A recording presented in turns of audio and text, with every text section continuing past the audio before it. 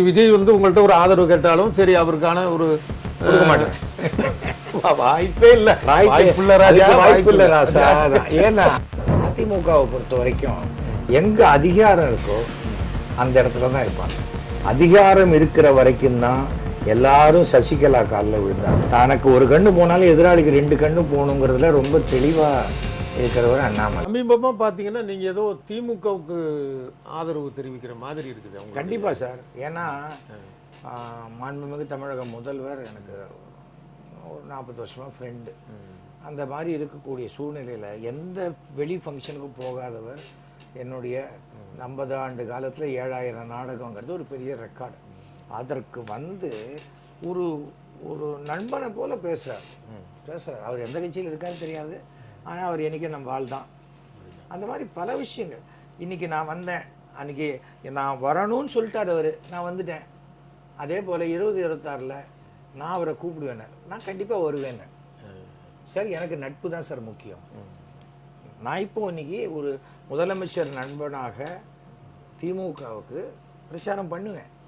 அதே சமயத்தில் திரு ஸ்டாலின் அவர்கள் முதலமைச்சராக வரணும் அப்படிங்கிறது நான் பிரச்சாரம் தமிழ்நாடு முழுக்க பண்ணுவேன். ஆனால் அதே சமயம் இல்லை சேகர் நீங்கள் வாங்க கட்சியில் ஜாயின் பண்ணுங்க அப்படின்னா ஜாயின் பண்ணுவீங்க. என்ன இருக்கு பண்ணக்கூடாத ஒரு இடமா அது? என்ன இப்ப டிமாண்ட்னா என்ன வைப்பீங்க? அதாவது டிமாண்ட் ஒரு கோரிக்கை. திமுகலேருந்து தான் எல்லா கட்சியும் வந்தது. திமுகலேருந்து தான் ஏடிஎம்கே வந்தது, மதிமுக வந்தது இல்லையா? அதான் அதிமுக எல்லாமே அங்கேருந்து தானே வந்தது. இப்போ யார் பேர் வச்சாலுமே கடைசியில் திமுகன்னு வர மாதிரி தானே பேர் வைக்கிறாங்க. அப்புறம் என்ன இல்லை அந்த மாதிரினா உங்களுடைய ஒரு கோரிக்கை என்னவா இருக்கும்? அதாவது ஏற்கனவே வந்து இந்த அந்தனர் முன்னேற்ற வாரியம்னு ஒன்று ஆரம்பிச்சா தமிழ்நாட்டில் சுமார் ஒரு 3-3.5 லட்சம் ஓட்டுகள் வரும் நமக்கு. அது ஒரு பட்டன் ஃபோன் கூட இல்லாத ஏழை பிராமணர்கள் தமிழ்நாட்டில் எத்தனையோ பேர் இருக்காங்க. அவங்க ஓட்டு கூட போட்டது கிடையாது. ஒன்றுத்துக்குமே நமக்கு ஒன்றுமே 70 ஆண்டு காலத்தில் எந்த சலுகையும் இல்லாதவங்க இருக்கும். அப்படிங்கிறதுக்கு உங்களுக்காக உங்களுடைய கல்வி அந்த மாதிரி விஷயத்துக்கு இது மாதிரி வருவார். ஏன்னா திரு ஸ்டாலின் அவர்கள் நான் எல்லாருக்குமான முதல்வருங்கிறாரு. அப்படி பண்ணினா ஒரு 3 லட்சம் ஓட்டு வருதுன்னு வச்சுக்கோங்க. தமிழ்நாட்டினுடைய ஒவ்வொரு தேர்தலையுமே வெற்றி தோல்வி 2-2.5 லட்சம் ஓட்டுல தான் தீர்மானிக்கப்படுது. அப்போ ஒரு 3 லட்சம் ஓட்டு இது வரைக்கும் போடாத ஒரு இடத்துல இருந்து வருதுன்னா அது நல்லது தானே. ஆனால் பொதுவாக வந்து பார்த்தீங்கன்னா பிராமணர்கள் வந்து பிஜேபி ஆதரிப்பாங்க, இல்லைன்னா அதிமுக ஆதரிப்பாங்க, திமுக பக்கம் வரமாட்டாங்க. 1967 பார்த்தீங்கன்னா இவர் ராஜாஜியோடைய சுதந்திரா கட்சி வந்த சமயத்தில் பூணூல ஒரு கையில பிடிச்சிக்கிட்டே ஓட்டு போடுங்கன்னு அவர் சொன்னாரு. இன்னும் கையில பிடிச்சிக்கிட்டு திமுகவுக்கு ஓட்டு போடுங்க இருக்கு. போட்டாங்கல்ல, திமுக ஜெயிச்சது இல்லை. நான் எதுக்காக சொல்றேன்னா, இப்போ பிராமணர்கள் அப்படி நினைக்கிறது சில பேர் இருக்கலாம். பிராமணர்களுக்கு எதிரானவங்கிறது யாருன்னா திராவிட கழகம், திமுக கிடையாது. திராவிட கழகம் தான் பிராமணர்களுக்கு எதிராக பேசுவாங்க. அது இன்னைக்கும் வந்து திமுக கழகம் வந்து திமுகங்கிறது வேற, திராவிட கழகம் வேற. திராவிட கழகம் தேர்தலே நிற்காது. அவங்க என்ன வேணா பேசிக்கலாம், சாமி கிடையாதுன்னு சொல்லலாம், அது பண்ணலாம், பிராமணர்களை திட்டலாம், பூனலில் இருக்கிறேன்னு சொல்லலாம், என்ன வேணா பண்ணலாம். ஆனால் அதுக்கு சில சமயம் ரியாக்ட் பண்ணாத திமுக சைலண்டாக இருக்கும் பொழுது அவங்க திமுக தான் இது பண்ணுதுன்னு நினச்சிக்கிறாங்க. இதுதான் அது வேற இது வேறங்கிறது தான். நானே நாளைக்கு சேர்றேன்னா எதுக்கு சேர்றேன்? திமுக அப்படி பிராமணர்களுக்கு எதிரான கட்சி அல்ல அப்படின்னு நான் நிரூபிக்க வேண்டிய கட்டாயத்தில் இருக்கேன்னா நான் சேருவேன். என்ன தப்பு? ஆனா இன்னொன்னு கேட்கிறேன், ஜெயலலிதா இருந்த வரைக்கும் பிராமணர்களுக்கு கொடுக்கப்பட்ட முக்கியத்துவம் ஜெயலலிதா போன பிறகு அதிமுக கொடுக்குறாங்களா? பிஜேபியில ஒரு பிராமணன் கூட இல்லாத ஒழிச்சு காட்டுறேன்னு தான் அண்ணாமலை சொன்னாரு. ஒழிச்சு காட்டிட்டாருல்ல, அப்புறம் என்ன? அப்புறம் நீயே வேண்டான்னு சொல்றவங்க தான். இதே தீக்கா மாதிரி மதத்தை வச்சு நான் இங்க பேசல, கடவுளை வச்செல்லாம் பேசல. இப்போ கோவிலுக்கு போறாங்களே, கோவிலில் கூட்டம் அப்படியே அலமோது, திருச்செந்தூர்ல கூட்டம், அங்க அவங்க அத்தனை பேரும் வந்து பாஜக காரங்களா? அங்க வர கூட்டம் முழுக்க பாஜக ஓட்டு போட்டா அவங்க டெல்லியில மறுபடியும் வந்து ஒரு கரெக்டா யோசிக்கிறோம். இந்து வேற இந்துத்துவா வேறன்னு இது யோசிக்கிறோம். வேற சாமி சார். கும்பிடுவோம், அரசியல் வேற. கோவில் வேற, இது வேற. அப்ப நீங்க அண்ணாமலைனோட ஞாபகம் வருது. அண்ணாமலை இருக்கிற வரைக்கும் வந்து திமுக தான் வெற்றி பெறும்னு ஒரு தடவை சொன்னீங்க. ஆமா. இப்பதான் ஆளு மாத்திட்டாங்களே, நயினார் நாகேந்திரன். ஆனா எப்படி நயினார் நாகேந்திரன் தான் வேலையே செய்யக்கூடாதுன்னு தானே இவர் வேலை செஞ்சுட்டு இருக்காரு. அண்ணாமலை அண்ணாமலை மறுபடி அதாவது தனக்கு ஒரு கண்ணு போனாலும் எதிராளிக்கு 2 கண்ணு போகணுங்கிறதுல ரொம்ப தெளிவா இருக்கிறவர் அண்ணாமலை. ஒரு கிரிமினல் புத்தி உள்ள பழைய போலீஸ்காரர், அவ்வளவுதான். இப்ப இந்த செங்கோட்டையன் விவகாரத்திலையும் கூட அண்ணாமலை அப்படி இருக்காரு அப்படிங்கிற மாதிரியான ஒரு இது வருது. நீங்க உங்களுடைய பார்வை செங்கோட்டையன் அவர்கள் மூவ் வந்து தப்பா போச்சு.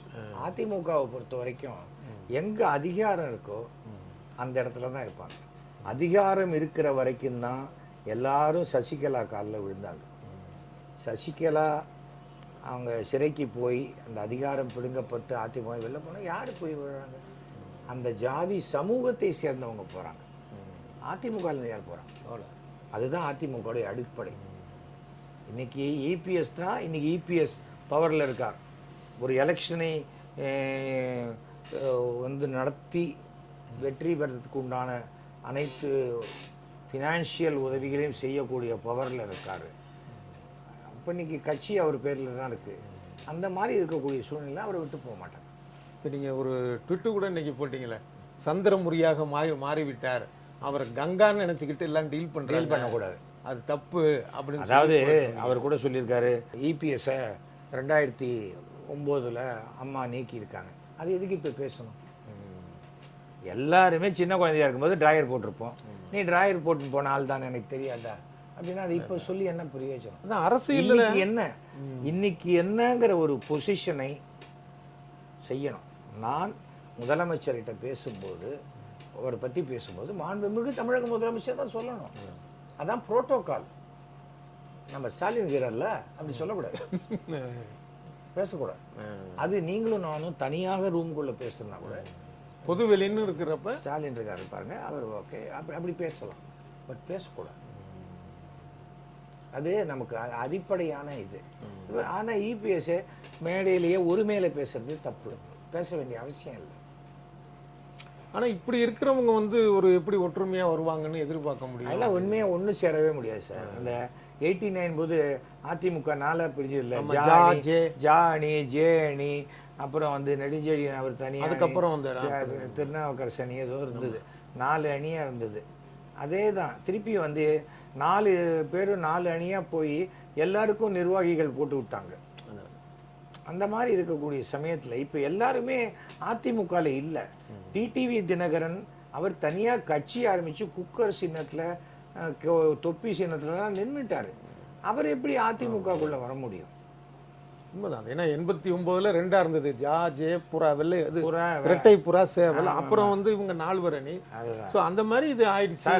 எம்ஜிஆர் பீரியடு வேற, ஜெயலலிதா பீரியடு வேற, இன்னைக்கு இபிஎஸ் பீரியட். அதை அக்செப்ட் பண்ண தெரியாதவர்கள் அதிமுகவில் கண்டினியூ பண்ண முடியாது. ஆனால் இதுக்கு பின்னாடி பிஜேபி இருக்கு. ஏன்னா வந்து செங்கோட்டையனை வந்து அவர் பொறுப்புலேருந்து நீக்கினதுக்கு அப்புறம் கூட ஒரு கூட்டணி கட்சியிலேருந்து இந்த பிரச்சனை நடந்திருக்கு. அதை யோசிக்காம அமித்ஷா வந்து சந்திக்க அழைப்பு கொடுத்திருக்கிறாரு. நிர்மலா சீதாராமன் கொடுக்குறாங்கன்னா இப்போ வந்து பிஜேபி வந்து இதனால என்ன ஆதாயம்? சீதாராமன் அவங்க என்ன வந்து பேசினாலும், அவங்களே நின்னாலும் அவங்களால எலெக்ஷன்ல ஜெயிக்க முடியாது. அவர்களுடைய ஆட்டிடியூட் வேற, ஒரு அதிகார தோரணையில பேசுறது. இங்கே கூட எத்தனையோ மினிஸ்டர்ஸ் இருப்பாங்க, அதில் 1 or 2% தவிர பாக்கி பேர் அரகண்டா பேச மாட்டாங்க. சரி தம்பி வா ஆஃபீஸுக்கு வா, ஏன் பண்ணலாம், என்னத்துக்கு அட்ரஸ் வாங்கிக்கும், அப்படிதான் சொல்லுவாங்க. எல்லாரும் அப்படி பேச மாட்டாங்க. அதனால நமக்கு அது வேற. அது டெல்லி அரசியலே வேற, நார்த் இந்தியன் பாலிடிக்ஸ் டோட்டலா வேற. அதை நீங்க பார்த்துருப்பீங்க கிரிக்கெட் மேட்ச்ல. நீங்க கிரிக்கெட் மேட்ச்ல நம்ம டீம் போய் விளையாடுறாங்கன்னா, அவங்க சேப்பாக்கில் விளையாட போறாங்கன்னா, சேப்பாக்கில் ஒரு 2 நாள் முன்னாடி வந்து அங்கே அந்த கிரவுண்டில் ப்ராக்டிஸ் பண்ணுவாங்க. அப்புறம் லண்டனுக்கு போகிறாங்கன்னா அந்த கிரவுண்டில் போய் ப்ராக்டிஸ் பண்ணுவாங்க. அவங்க இங்கே ப்ராக்டிஸே பண்ணலை, டெஸ்ட் பண்ணுறாங்க. அதான் அடுத்தவங்களை வச்சு டெஸ்ட் பண்ணுறாங்க. ஏன்னா அவங்களுக்கு ஆட்சி இருக்குது. 2029க்கு பிறகு இந்தியாவில் பாஜக ஆட்சி கிடையாது. நான் மோடி அவர்கள்ட்டே சொல்றேன், நீங்கள் 3 முறை பிரைம் மினிஸ்டராக இருப்பீங்க, 2027 வரைக்கும் இருக்கேன். பார்ப்போம். அதை தான் சொல்லியிருக்கீங்க. அதுக்கப்புறம் ஆட்சி மாற்றம் தான். ஏன்னா இவங்களுடைய மோடியோட என்னுடைய கணிப்பு சரியாக இருந்தால் பிரியங்கா காந்தியே வரலாம். ஆனா நீங்க மோடி நல்ல நண்பர் அப்படிங்கிறது நல்ல நண்பர் தான், ஒன்றும் செய்யலையே நமக்கு. ஒவ்வொருத்தரையும் போட்டோ எடுத்துட்டார், அவ்வளோதான். நீங்க தனிப்பட்ட முறையும் கேட்குற ஆளும் கிடையாது இல்ல, அது ஒரு விஷயம் இருக்கு. இது என்னன்னா தமிழ்நாட்டுக்கான நிதி ஒதுக்கல, இதே மாதிரி கல்வி நிதி ஒதுக்கல, வெள்ள நிதி ஒதுக்கலன்னு திமுக தரப்புல சொல்றாங்க. இருக்குங்க. ஜனநாயக முறைப்படி ஆட்சி பண்றது ஒண்ணு இருக்கு, சர்வாதிகார முறைப்படி ஆட்சி பண்றது ஒண்ணு இருக்கு.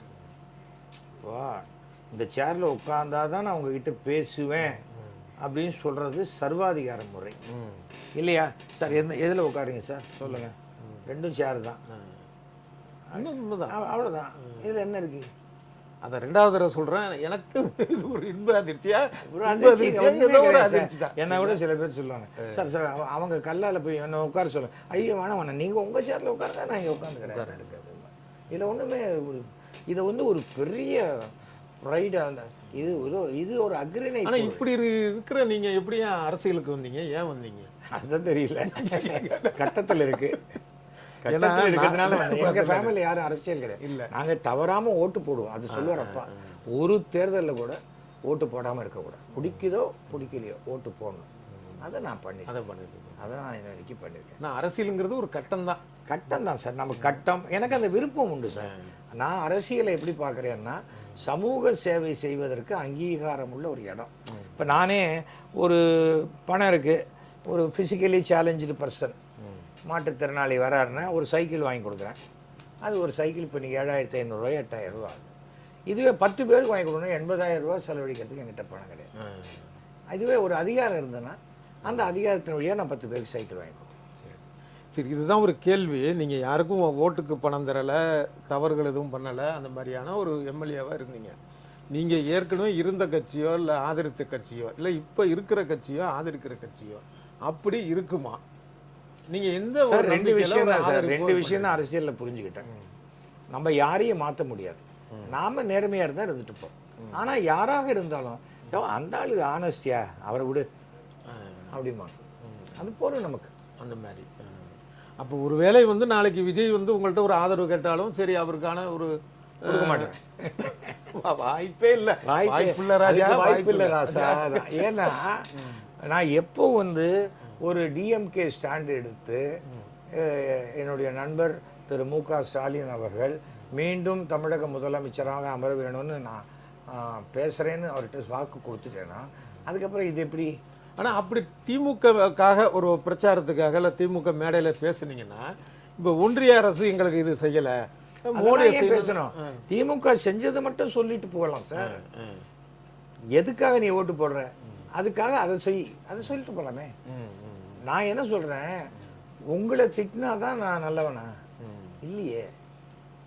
திமுகவே என்ன சொல்லும், என்னுடைய சாதனைகள் இது, நாங்கள் செய்ய போறது இது, தானே சொல்லுவாங்க. ஆனா இப்ப பாமக தலைவர் அன்புமணி சொல்லியிருக்கிறாரு, ஒரு புத்தகமே வெளியிட்டு இருக்கிறாரு, அதை வந்து இணையத்திலேயே அன்புமணி ரொம்ப வருஷமா புத்தகம் வெளியிடுறாரு, நீட்டா அதை வந்து ஒரு ஆதாரத்தோட குறிப்பிட்டிருக்காரு. இந்த இதை 60% செஞ்சிருக்கிறாங்க, இதை 40%, இது 30% இல்லையா, ஒட்டு மொத்தத்தில் ஒரு 80% செய்யலன்னு தான் அவர் சொல்றாரு. அவர் சொல்லுவார், எப்படி இது 60 செஞ்சாரு, அதை 40 செஞ்சாருன்னா எப்படி 80% செய்யல? கணக்கே தப்பா இருக்கு. ஒவ்வொரு திட்டத்திலையும் சரியா, ஒவ்வொரு திட்டத்தில் தனித்தனியா இந்த திட்டத்துல இந்த பாதி பேர். இது வரைக்கும் அன்புமணி ஆட்சியே வரல சார். ஏற்கனவே அவர் டெல்லியில இருந்த கேஸே இன்னும் முடியல, அவர் ஆட்சி பண்ணும்போது வந்த கேஸே முடியல. அவர் வந்து ஒரு இன்னும் வெற்றியே பெறாதவர். வெற்றி பெறாதவர் சொல்றது வந்து புலம்பல் இல்ல, அவர் ஒரு ஆய்வு பண்ணி தானே சொல்றாரு. அவரோட இதுல அப்படி ஊழல் வந்து அவர் மேல ஒரு குற்றச்சாட்டு வந்து, ஆமா, அது வந்துதான் இல்லையா? அப்புறம் என்ன, அப்போ அவர் ஒன்றும் ஊழலற்றவர் இல்ல. ஆனா திறமையின் அடிப்படையில் பாத்தீங்கன்னா அவருடைய பீரியட்ல தான் பாத்தீங்கன்னா பல ஐஏஎஸ் ஆபீசர்ல வெளிப்படையாக சொல்லியிருக்கிறாங்க, அவர் வந்து மத்தியில சுகாதாரத்துறை அமைச்சராக இருந்தப்ப நிர்வாகம் வந்து நல்லா இருந்தது. அப்படி பாத்தீங்கன்னாக்கா லாலு பிரசாத் யாதவ் இருந்தப்போ ரயில்வே ரொம்ப சிறப்பா இருந்தது. அவர் என்ன படிச்சிருக்காரு சார்? எல்லா இடத்துலயும் எல்லாரும் இருக்காங்க. சுகாதார சுத்தத்துக்கும் சுகாதாரத்துக்கும் மண் குவளையில டீ கொடுக்கணும்னு சொல்லி லாலு பிரசாத். அன்புமணிக்கு ஒன்றும் தெரியாதுன்னு சொல்லலை. ஆனால் அதே சமயம் அன்புமணி அவர்கள் அந்த சிகரெட் குடிக்கிறத பற்றி கொண்டு வந்தார். அது மாதிரி ஆம்புலன்ஸ் மேனகா காந்தி அப்படிதான் விலங்குகள் நலவாரியன்னு ஒன்று கொண்டு வந்து இன்னைக்கு சர்க்கஸையே ஒழிச்சிட்டாங்க. ஒரு தொழிலே போயிடுச்சு. சர்க்கஸுங்கிறது எவ்வளோ பெரிய ஆர்ட், இன்னைக்கு எவ்வளோ ஃபாரின்ல இருக்கு, ஏன் நம்ம ஊர்ல இல்லை? யோசிச்சு ஆனா இது கரெக்ட் தானே, புகையிலைங்கிறது வந்து கிடைச்சுதான் சார். ஆனா அது ஒன்றும் தப்பு சொல்லலை. அது ஒண்ணு, அதனால எனக்கு என்ன பிரயோஜனம்? நான் என்னைக்குமே சிகரெட் குடிக்காதவன், எனக்கு என்ன பிரயோஜனம்? இது சீமான் வந்து இன்றைக்கு என்ன இருந்தாலும் அன்புமணி தன்னுடைய தந்தை திரு ராமதாஸ் அவர்களை பொது வழியில் எதிர்ப்பது, அவருடைய ஜாதி ஓட்டுக்கள் அவருக்கு எதிராக போகும். ஆனா அவர் தானே நிறைய நெகட்டிவா பேசுறாரு. ராமதாஸ் வந்து அப்பா தானே பேசுறாரு. அது பொது வெளியில பேசுனாங்கன்னா அப்பா சும்மாவே வந்து பொது வெளியில பேசிட்டாரா? அப்பா சீட்டு கடியில யாரு பக்கிங் மிஷின் வச்சது?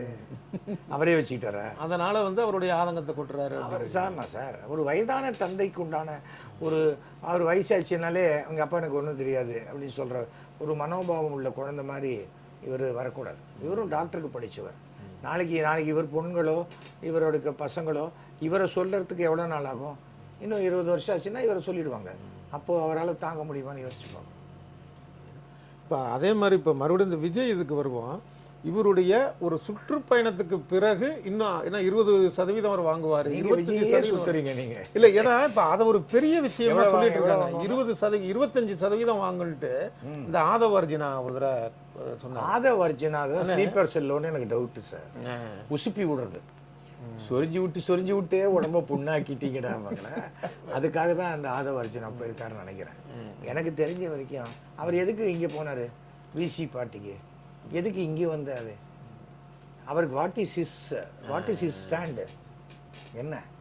அவர் ஒரு எம்எல்ஏ சீட்டு வாங்கி அதுக்கு ஜெயிக்கிறதுக்கு உண்டானதுக்கு அவர் ரெடி பண்ணியிருக்காரு, அவ்வளவுதான். அதுக்கு மேல மிக அளவு கடந்த பணம் வச்சிருக்காரு, அவ்வளவுதானே. அதுக்கு மேல என்ன? ஆதவ் அர்ஜுனாங்கிறது அரசியலில் மிக தேர்ந்த அறிவாளி, அரசியல் மிகப்பெரிய கணிக்கக்கூடிய பர்சனாலிட்டின்னு யாருக்கு இது வரைக்கும் சொல்லியிருக்காங்க?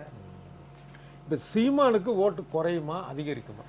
சீமானுக்கும் குறையும், அதிமுகவுக்கும் குறையும். ஏனென்றால் 2 பேருமே திமுகவை எதிர்க்கிறவங்க. ஸோ திமுக எதிர்ப்பு ஓட்டுகள் தான் அவங்களுக்கு வரும். அந்த எதிர்ப்பு ஓட்டுக்களை விஜய் வந்து பண்ணும்போது விஜய்க்கும் போகும். விஜய்க்கு எங்கேருந்து போகும்? இந்த 2 பேருக்கு வர ஓட்டு தான் அவங்களுக்கு போகும். அப்போ சீமான் வந்து ஏற்கனவே ஒரு 8% சுமார் வாங்கிட்டு இருக்கிறாரு. போன 2 தான் அந்த அளவுக்கு வந்திருக்கிறார். கொஞ்சமாக வந்து வந்ததில்லை. சீமான் கிட்ட ஒரு பிரச்சனை என்னன்னா சார், நான் தம்பி சீமான் தான் சொல்லுவேன், அவர் வந்து இதுதான் என் கொள்கைன்னு 3 மாசத்துக்கு மேல வச்சுக்கிறது இல்லை, டக்குன்னு மாத்திடுவார். ஆனா 2த்தையும் ஆவேசமா பேசுறாருல, அதை நீங்க பாராட்டணும். ஆவேசமா பேசுறது, பிபி இருந்தா எல்லாருமே ஆவேசமா தான் பேசுவாங்க. அது வந்து அது பிரச்சனை கிடையாது. பேசுற விஷயம்தான் போடும். நீ எவ்வளவு சூப்பரா கத்துற, எவ்வளவு நரம்பு புடைக்கிறதுக்கு, எனக்கு ஒரு காப்பி கொண்டா, எதுக்கு ஒரு காப்பி கொடுனாலே கொடுக்க போறாங்க, அதுக்கு ஏன் கத்தணும்? கத்த வேணாம்.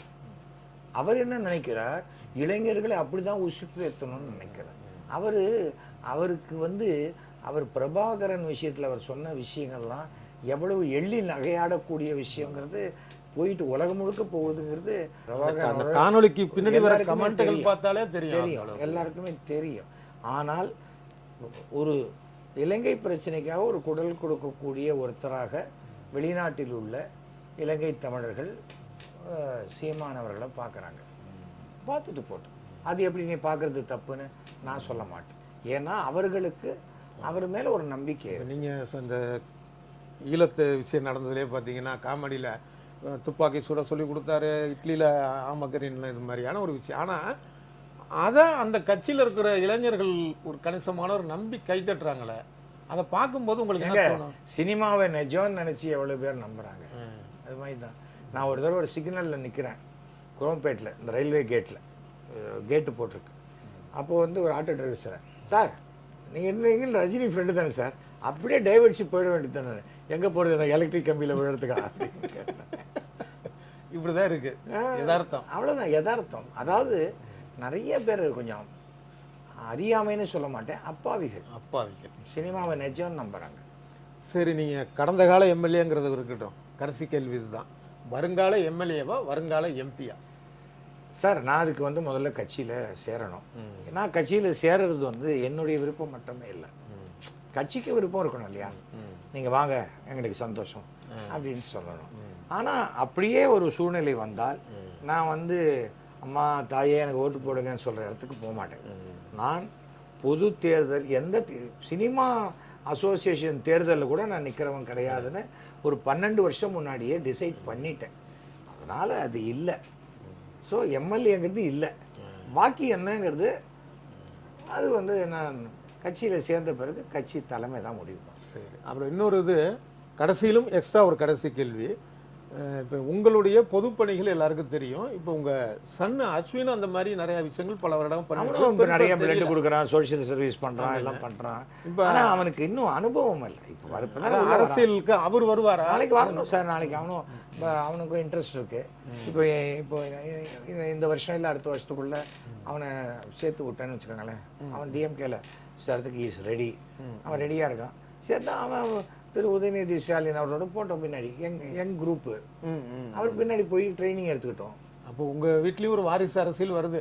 வாரிசு அரசியல் சார். வாரிசு இருக்கிறவனுக்கு வாரிசு. நான் என் வீட்டு பையனை தான் சார் வளர்ப்பேன். எய்த்து வீட்டு பையனை போய் நான் எதுக்கு வளர்க்கணும்? வாரிசு இல்லாதவங்க பேசுகிற பேச்சு தான் இந்த வாரிசு அரசியல் கூடாதுங்கிறது. இல்லைன்னா இந்த ஒரு 1வது 2வது படிச்சுன்னு இருப்பான் பசங்க, சொத்து மாத்திரம் ஏகப்பட்டது சேர்த்துருவாங்க. இந்த பக்கம் செங்கல் சூளை வாங்குவாங்க, தோப்பு வாங்குவாங்க, அது வாங்குவாங்க. நான் கரைபடாத கைன்னு பேசிட்டு இருப்பாங்க. சந்திரசேகரா சுந்தரேஸ்வரா